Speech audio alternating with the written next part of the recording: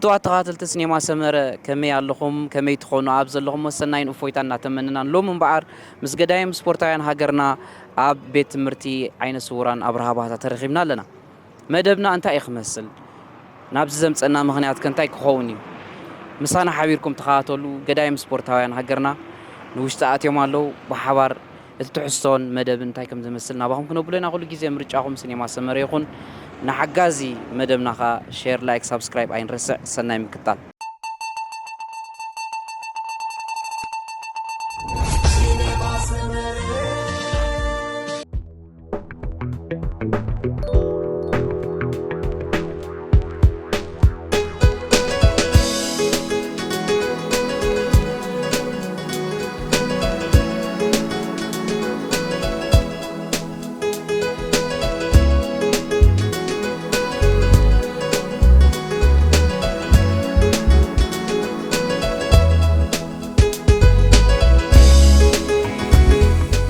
ፍትዋት ተኻተልቲ ሲኔማ ሰመረ ከም ትሪእዎ ዘለኹም ሕጂ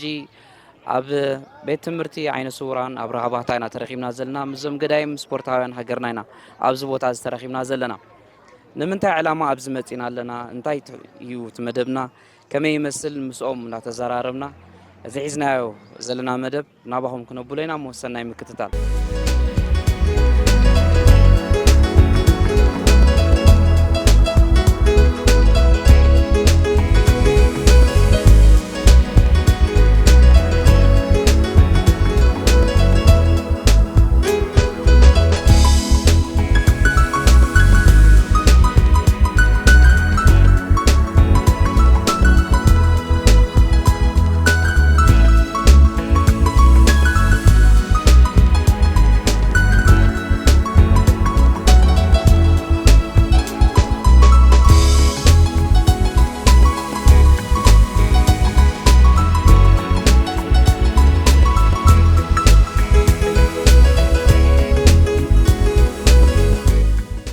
وصحوي غمي حديركا نقعد حنصنحكا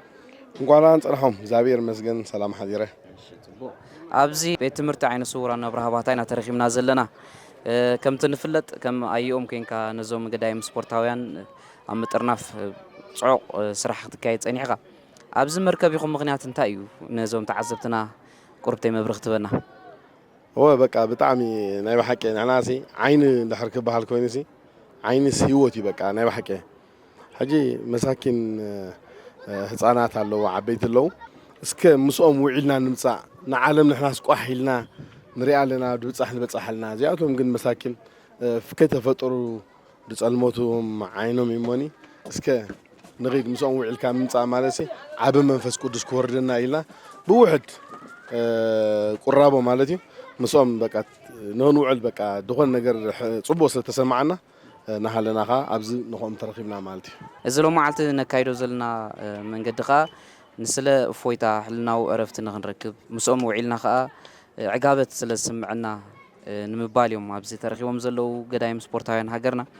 ترنا فينا إذا مدب كمين يرو غمي يخم تبجسكم كم يخم حاسبكم. هو تمدب بعبي عدنا بس إحنا مس قدايم سبورتاين تصاويتنا نايكرم نبر هواهو. لك أخاتي دقبرنا يا خا عود كوينو خا صنيحو مالتيو زبلت أخا زازيمنا يا مالتيو حجي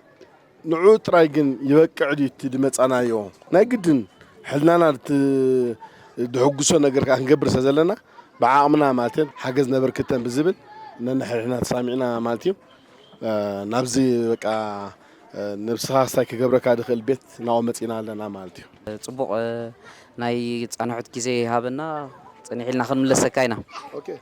ثانك يو مزوم دقنا مزوم محواتنا اسكي مسوم حنسا خزناقع اجخم كنبلوم يلكم بمصاخم بتعاملنا نمسجن كلهم سبورتاويان ناي قدم بملኦም ابز بزحو اب هاجراو غانتا اب غانتاتات تساتفو ابز هاجر بزنويح عمت تمكرو زلوم ناي نوح عمت تاريخ زلوم قدايم سبورتاويانهم محبر متخخاب سبورتاويان عالم يوم كاب أوروبان كاب أمريكان تأخيهم زمزيم نالواش بقلة تكنيكاوي تجمعت جودات زي مسو قلة علو تمزوج حقنا بزي تاريخيهم علو تمساسها المدب وددر ناي قدايم ممكن كايد كنينا ورحنا هنا نالواش تلفزيون راديو قاعد تتعرض تلك كايد تخون هجخا مزوم حفاتنا عنو علي لأنه ما بزمزيم علو بشحن شعاتة ميتون سان شعاتن فرين جماليتي تمسريتا مدحرنا صنت جين ما شدشت انزباتات سموص تمهارو ببريل مهارو مالتي كاب قدمت تمرتي كسب حمشاي كاب حمشاي نابشاد شاي نابتم زريو خيدوم وياب كولج قال خيدوم يمهارو بخمس ابنت ببريل مهارو مالتي تمهارون كاني منغست زاكل باجت كاي غورلو منغست زاكل باجت ولا خبز عند حرواتيوم ابزي منغست باجت يوم زمحادورو كل باجتهم بمنغستي قداونتهم مغبوم كله ስለዚህ ጸጋም ዝበሃል የብሎም ካብዚ ምስ ወፁን ወርሓዊ 700 ተናቕፋ ኣለዎ ክሳብ 11 ክፍሊ ወዲኦም ስራሕ ዝሕዙ ሳዋ ዝወርዱ ማለት እዩ ስለዚ ብከምዚ ኣብነት መንግስቲ ዝናብዮም ብጣዕሚ ኢና ነመስግን ነዚ ዕድል እዚ ብምኽፋትኩም በዚ ማሕበር ሽም የመስግነኩም እዚ መፂናያ ዘለና ካብ ቀደም ኣብ ፕላን ሒዝናያ ዝፀናሕና ስለ ዝኾነ ካብቲ ዕላማታት ድወሰናዮ ሓደ ካብኡ እዩ እዚ ከዓ እንታይ እዩ ወይ ንኣካላን ስንኩላናትና ወይ ድማ ነዞም ዓይነ ስውራንሲ ሓደ መዓልቲ ምስኦም ሓቢርና ኮፍ ኢልና ክንውዕል ኣብ ጎኖም ከዓ እንታይ ንገብር እንታይ የድልዮም ከዓ ክንሰምዖም ብዝብል እዚ ማሕበር ተበጊሱ ነዚ መደብ እዚ ኣዳልይዎ ናባኹም ኣቕሪብዎ ማለት እዩ እስኹም ከዓ ነዚ መደብ እዚ ብፅቡቕ ስለተቀበልኩምና ብሽም እዚ ማሕበር ብጣዕሚ የመስግነኩም ማለት እዩ ካልእ እቲ ፕሮግራም ናትና ቀጻሊ ኩሉ ግዜ ዓመት ክንመፂና ክንብል ኣይንኽእልን ኣብቲ ንመፃሉ ግዜ ግን ከምዚ ዓይነት ተዘክሮታት እንዳገበርና ሕጂ ኣባኹም መፂና ኣለና ድመፅእ ደሎ ዓመት ወይ ድሕሪኡ ከዓኒ ኣብ ካልእ ኣካል ስንኩላን ድዩ ወይ ከምዚ ዳ መሰለ ዕላማ ዘለዎ ማሕበር እዩ ስለዚ ኣብዚ ምምፃና ንሕና ብጣዕሚ ደስ ዝብለና ነዚ ትገበርኩምልና ከዓኒ ካብ ልብና መስግን ይቐኒልና መጀመርያ ክብረት ሃበልና ናይ ብሓቂ ነዚ ማዕፆኹም ኣርሒኹም ዝተቐበልኩምና ብልቢ ነመስግን ብገዳይም ስፖርታውያንን ምሳና እውን ደሎ ኣብ ደገ ማለት እዩ ክብረት ሃበልና ንብል ቀፂልና ናይ ብሓቂ በቃ ንዓና ዝተሰማዓና ሓጎስ ኢና ክንብሎ ናይ ግድና ኣብዚ ምምፃና ሲ ዓበ ሓጎስ ምስ ረኣኻ ዓለም እንታይ ምዃና ከመይ ትነብር ሲ ኣብቲ ደሎ ቦታ መፂኻ ምስ ረኣኻ ኢኻ ተኣምን እሞኒ ኣሚና ንኣስቱ ዓለም ከይተፈጠሩ ከለዉ ኣብ ምንታይ ፀገማት ኣለዉ ግን ሓብሓብቲ ረኺቦም ከዓ ይእለዩ ምህላዎም ከዓ በዚ ኣጋጣሚ ነዚ ናይ ኣብርሃ ባህታን ነቲ ምሕደራን ከዓ ከነመስግን ንደሊ ማለት እዩ ካብ ምቕፃል ትሕዝቶ ብዙሕ ኣይኮነን ግን መፂናስ እንታይ ጌርና ድብል ክንዓግብ ስለ ዘለና ጥራይና እምበር ትሕዝና መፂና ደለና ድዕግብ ነገር ኣይኮነን ግን እቲ ምምፃእ ጥራይ ብዓብዪ ግን ዓና ዓብዪ ሓጎስ ስለተሰማዓና በዚ ኣጋጣሚ ከነመስግን ከዓ ንደሊ ማለት እዩ ክብረት ሃበልና ቅዱስ ዕላማ ዝተግበርኩም ኩልኩም ምስጋና ይብፅሓኩም ከምኡውን ክብገዝ ከሎ እቲ ማሕበር ከምዚታት ንክገብር እዩ ተበጊሱ ብፍላይ ብስፖርት ሜዳይ ማለት እዩ ኣብዚ እንድሕር ኣለዉ ኮይኖም ናይ ስፖርት ናይ ኩዕሶ በዚ ጥራይ ዘብቅዕ ዘይኮነ ካልእ ዓይነት ሓገዛት እውን ክመፅእ ተስፋ ገብር ኣብዚ ጥራይ ዘይኮነ ናይ ኣካል ስንኩላን እውን ኣለዉ ንፅህ ከምዚ ዝበሎ ኣዲባዳ ክንበፅሐ ኢና እቲ ቅዱስ ዕላማ ግን እንታይ እዩ ኣብዚ መፂኻ በቃ ነዞም ደቅና ነዞም ዓይነ ስውራን ምርኣይ ምብፃሕ ማለት ዓብዪ ነገር ስለ ዝኾነ ክብሪ ዝሃብካና ይቐኒየልና ብጣዕሚ ኢና ነመስግን ቴንኪዩ ፈታት ነካይድ ኢና እቲ ንትፈታት እዞም ቆልዑ ትሪኦም ዘለኹም ኩዕሶ ይፃወት እዮም እዛ ሜዳ ፍልዋ ይኹም ኣብዚኣ ናይ ተርፍ ሜዳ ንእሽተይ ኣብዚ ጎልቦል ዝበሃል ኣሎ ፀወታ ዝካየድ እዚ ጎልቦል ማተርያል የድልዮ ልሕፀፁ ኣብ ሓመድ እዮም ፍፍው ዝብሉ ነይሮም ውድድር ነካይደሎም ኢና ብሚኒስትሪ ትምህርቲ ዞባ ማእከል ከምኡ ከዓ ብሃገራዊ ፓራ ኦሎምፒክ ኤርትራ ውድድር ነካይደሎም ኢና ዓመት ሕጂ እዞም ቆልዑ ትሪኦም ከለኹም መዓት ማተርያል የድልዮም ማልያ የድልዮም እዚ ቢብስ የድልዮም ዋላ እዞም ክለብ ተስፋ ኣብዚ ኣለዎ ወዲ ሱዳን እሶም እውን ገለ ነገር ኮንትሪቢሽን ነይርዎም እዩ ሕጂ እዚ እውን ክጠፍእ የብሉን ኢሉ እቲ ሚኒስትሪ ትምህርቲ እውን ዓመት ምስ ዝምልከቶም መሻርክቲ እንዳተራኸብና ውድድር ንሰርዓሎም ኢና እዚ ጎልቦል ዝበሃል ፀወታ ኩዓሳሱ ኖርማል ኩዕሶ ዘይኮነት ቃጭል ዘለዋ ኩዕሶ እታ ኩዕሶ ከዓ ንምርካባ ኣዝያ ፀጋሚት እያ كلتا سلسة أساسو يركب هجراوي بارا أولمبيك إيرترا جن اغلتونا يكون تنابزون كتيفها خسائر خبر ما سلزي نوع أبجيتان اللي حصاتو كتصوت كله قلت ريوم كلهم بتعميم الدس ولا بتعميم كا تسمع كفيلينغسي بتعم خبيديو كتصوت كتريوم كلهم كعسوتا تلتانا تاريوم كهورا وروحلو قال بتعمي دس بلكا تجي زون سلزلو مسكركم حجي أين بلن مسكركم زي ما حبرن ريالنا تعبلي تسلسلنا لا أبز مسجن قال نجار نزوم كل عزيم كا بشموم مالياديو قال قرب ماتريال بزحتون يكونن نزي أمون قال حاجة ذات أبز وسا بالوقت أني هو جبره لذي بخمزون تحجزوا المنجدين قد فترة خان نلاوكم أقات أم غينو أنا عدل جيري أبز ناي هجراوي بارا أولمبيك موروكو مراكش كيدنيره أبو تمهيريز متأخو عدل رخيبه ناي بلايند فوتبول تمهيري مسيه هجي نزي نمعباي كنسعرينا عب مدبات هالو كلا أصلت أنت بزخنا سلطنينا مالتي بالتماهير ناز مثلا أزون ناز بلايند فوتبول رغم ما يكون صوتو أب عالم ملو عبي زلوت ناي بلايند فوتبول أب ناي بارا أولمبيك لازم نزون كن عبي كنسعرينا نحتكم نقرت له نحتكم هنا أصحابكم جن انتي قدلو قالو انتي هقوفات قالو ريهم وصلوا ذلهم بز حبيرناكم زلنا سما وزغنا حاجة زند حرجيركمون مالياديو قال لكم أساس دين عزم الكت ببوجنكم كل حكاية السعوة كازو خيركم إنا ألرت نقبلكم thank you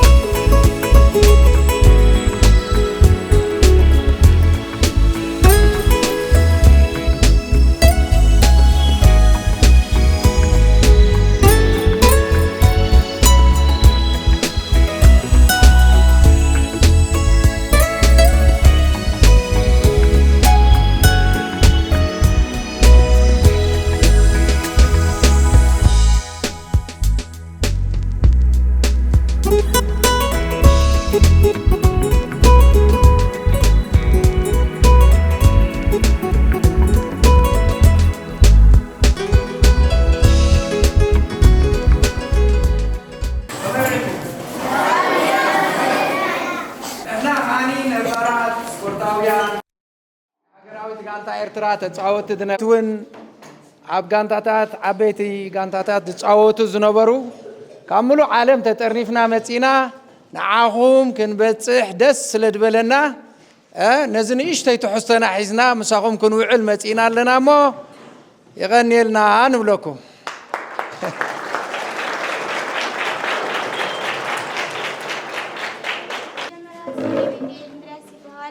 ቀፂለኻ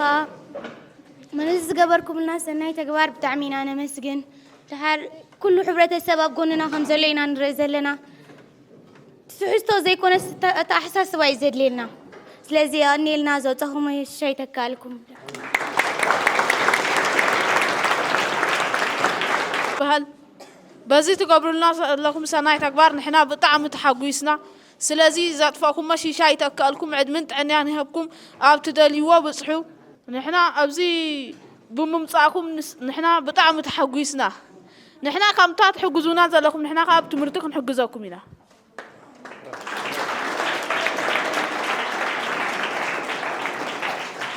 ሙሉእ ስመይ ናወድ ሚካኤል ይበሃል ብመጀመርያ ንኩሉ ንዓናቲ ትሕዝቶ ዘይኮነ እቲ ሓሳብ እዩ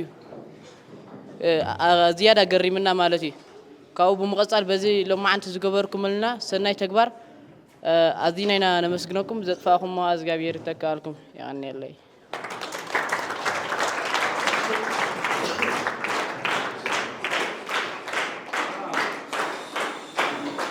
ሙሉእ ሽመይ ሓን መሐሙድ ይባል በቲ ምድግጋፍ ምትብባዕ በቲ ትገብሩና ዘለኹም ሰናይ ተግባር ኩሉ ግዜ ኣብ ጎንና ከም ዘሎ ሰብ ትሕብሩና ከም ዘለኹም ብጣዕሚ ኢና ሕጉሳት ስለዚ ይቀኒለይ ዘጥፋእኩም ሽሻ ይተካልኩም ኣነ ለመፀ ኩላካ ናቕፋታ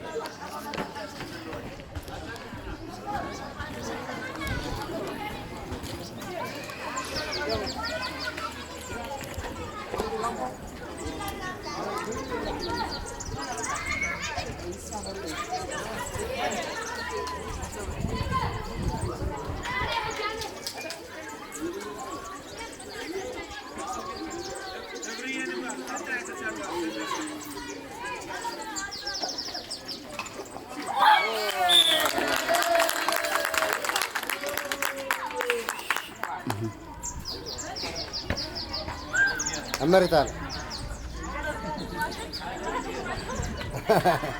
أجوي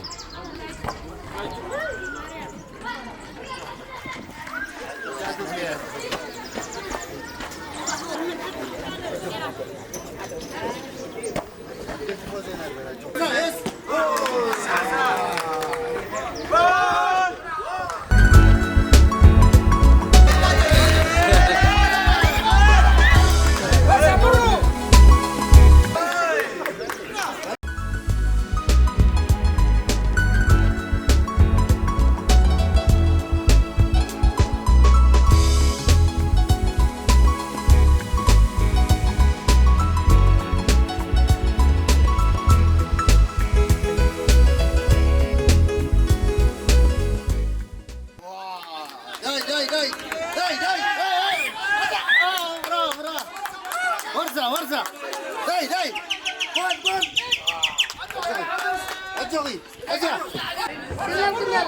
أجا عموس خليل أولو ورزة عدد زيارة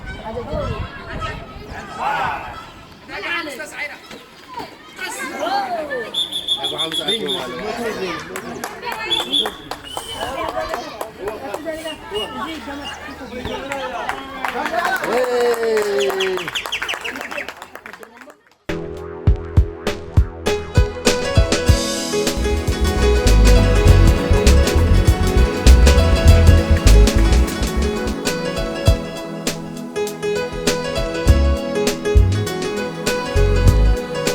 مجمرتا مول اسمك زحاوي هفتو مريم سمر أبال أبز بيت تمرتي أبرهباتا كم يكون كحتقل دلها أنا تمهاري كيني زقل دلها حساب حجة حمشاك في الله حجة قوتي مالتي زينا يكعسها قطالي زلها مهاران اللونا سويم لسلطنا مسلطنا خب ممهران كسلطين كخان زوم تمهارو خت مرحلنا تاني خا صوتا سنتاي بال بوليبول نعين سوران بال كم تحقو غميو أبزي بيت تمرت غمعاس جنبيرو خون أبز بيت تمرت خاب جنبير كان ويحي قال جا هون تمهارو موصو يتصاوتو يجي مهاران سلا زلونا مهاران كلهم لسلطنا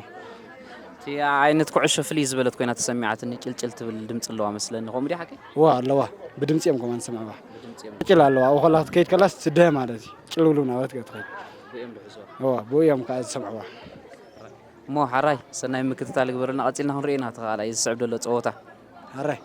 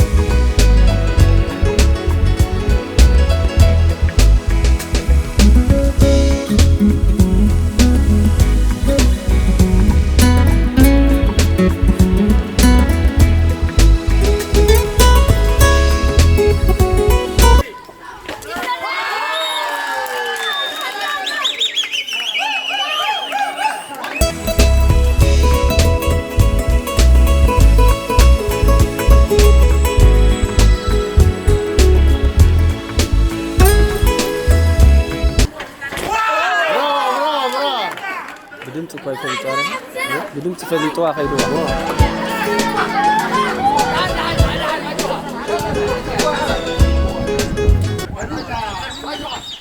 براوا بورتيلي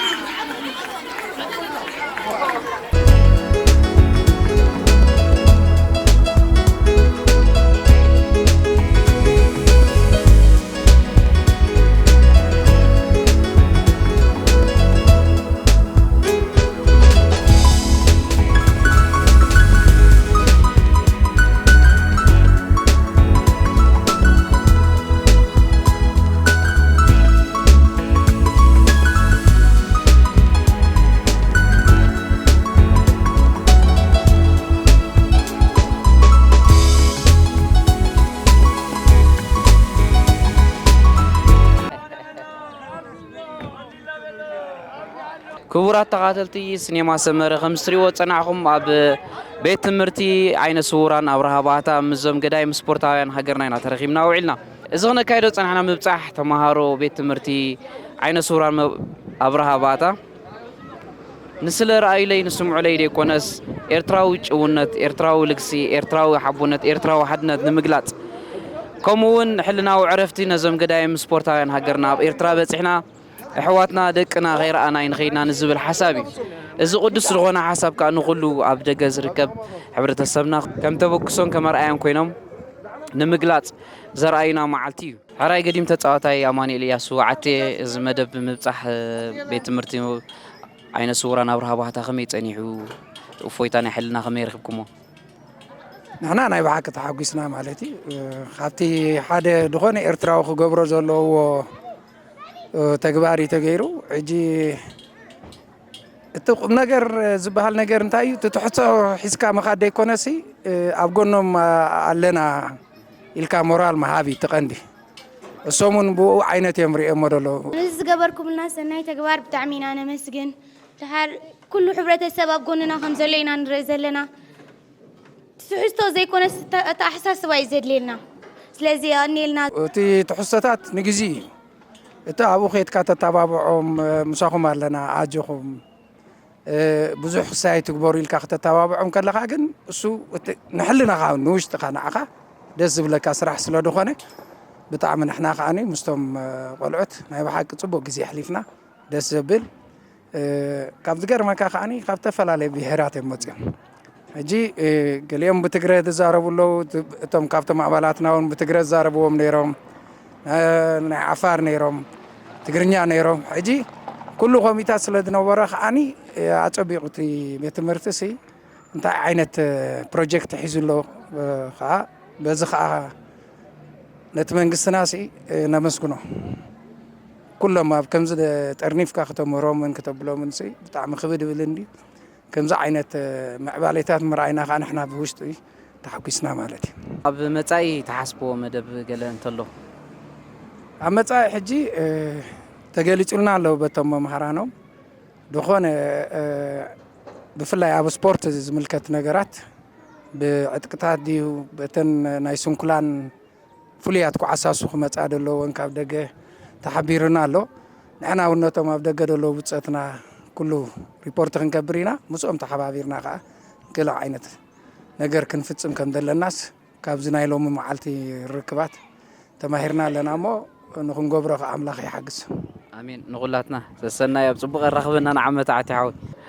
ስለዚ ኣብ ዘለና ሃሊና ሰናይን ጥዕናን ሰላምን እፎይታን እናተመነና ከምዞም ናይ ሎሚ ኣብነት ናይ ትማልኻ ኣብነት ኮይኖም ነዚ መድረኽ ዘሰጋግሩ ዘለዉ ገዳይም ስፖርታውያን ሃገርና ብዝተፈላለየ ማሕበራት ተጠርኒፍኩም ኣብ ዝተፈላለየ ዓውዲ ትነጥፉ ዘለኹም ኤርትራውያን ሃገርና ነዚ ቅዱስ ሓሳብ ናቶም ተበጊስኩም ኣብ መዓላ ክትውዕሉ እናተመነና ምርጫኹም ኩሉ ግዜ ሰኔማ ሰመር ይኹን ሰናይ ምክትታል ኣብ ዘለናዮ